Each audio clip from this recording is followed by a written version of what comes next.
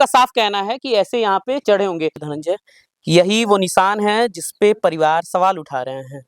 देखिए किस तरीके से चोर इस रास्ते से चढ़े होंगे, यहाँ पे आए होंगे, फिर यहीं के रास्ते धीरे धीरे वो नीचे की तरफ गए होंगे। नहीं पता था कि चोर इस रास्ते से आ सकते हैं। नहीं, एक पता था हम लोग को चोरी हो रहा है तो इसी रास्ते से घुसेंगे।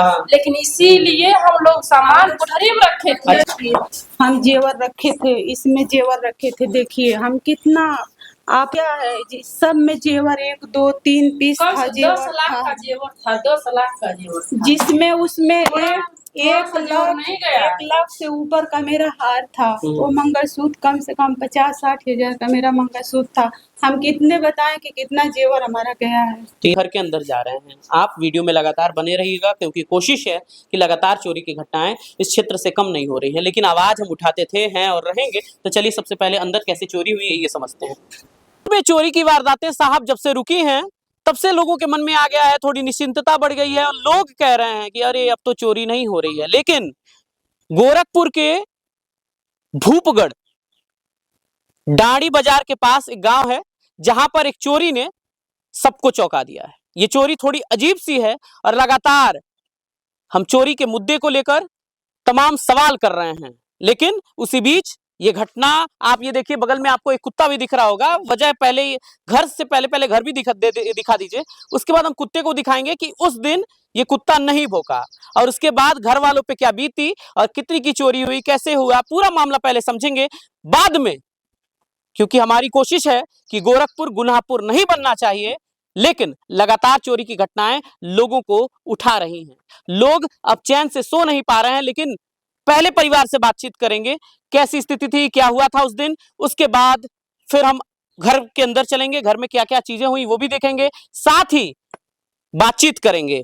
सबसे पहले उस दिन क्या क्या हुआ थोड़ा इत्मीनान से बताइए, और जिस तरीके से चोरी हुई, कितनी की चोरी हुई है, पूरी बात बताइए। कुछ दिन जो कल वाले रात के हम सोई थी, 1:15 पर हमारा नींद टूट गया।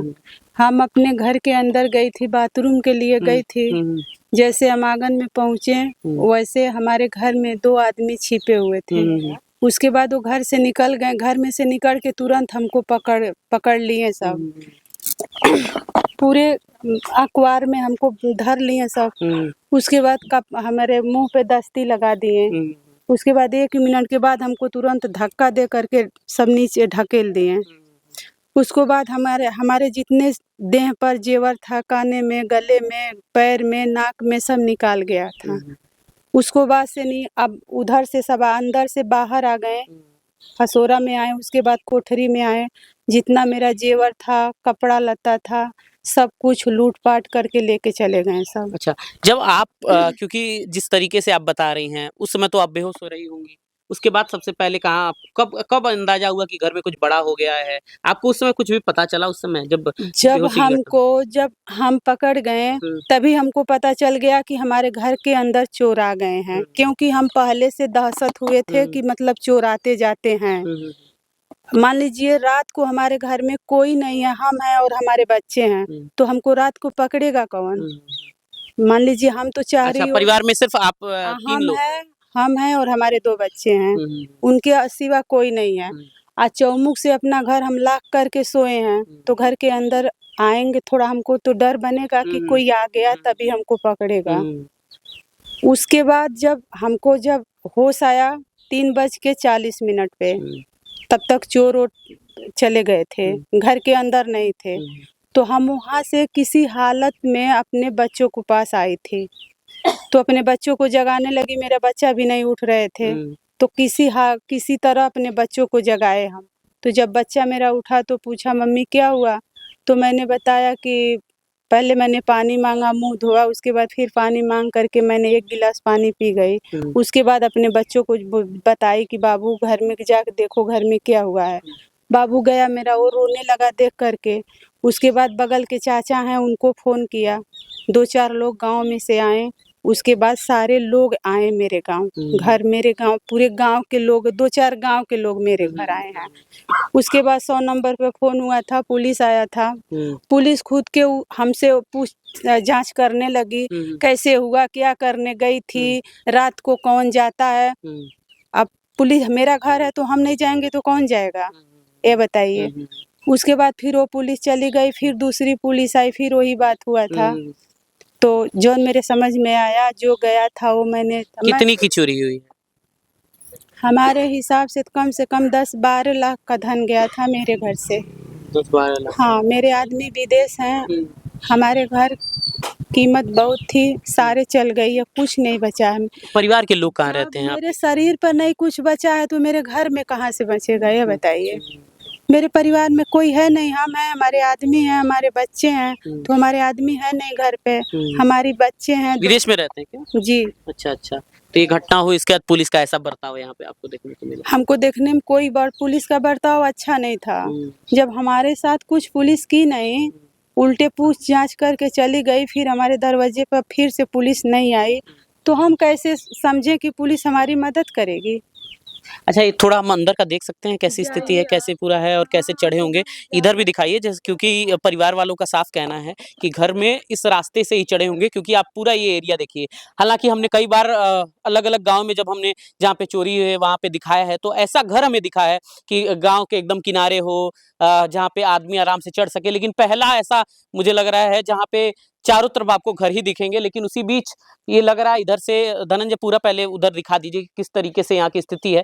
घर वालों का साफ कहना है कि ऐसे यहाँ पे चढ़े होंगे।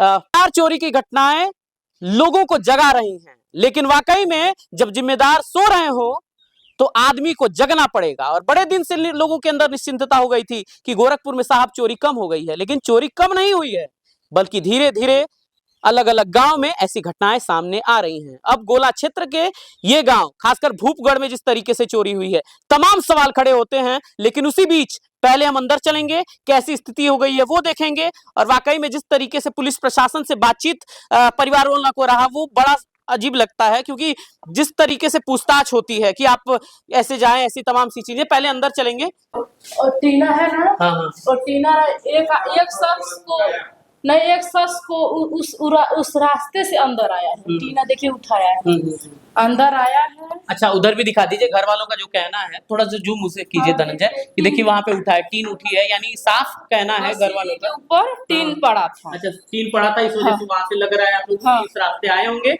और इसी रास्ते अंदर की तरफ बढ़े होंगे। और धीरे धीरे इधर भी दिखा दीजिए धनंजय कि ये सीढ़ी का रास्ता है। और इधर कोई आदमी नहीं था घर पे, बस ये लेडीज थी।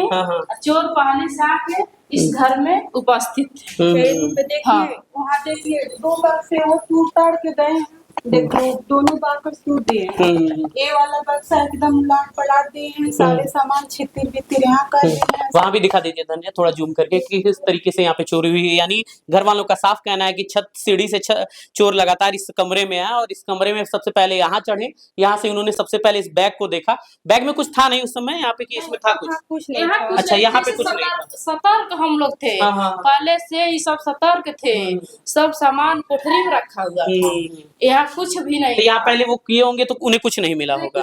अच्छा अच्छा, जैसे जेवरात पैसा नहीं मिला और तो सब है ये। अच्छा अच्छा अच्छा, अंदर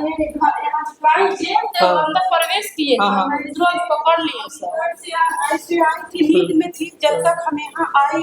नहीं है सामान सब कोठरी में पहले से ही सब सतर्क थे कि चोर पहले से आ रहे हैं हमारे क्षेत्र में, इसलिए पहले आएंगे तो पहले घर में प्रवेश करेंगे।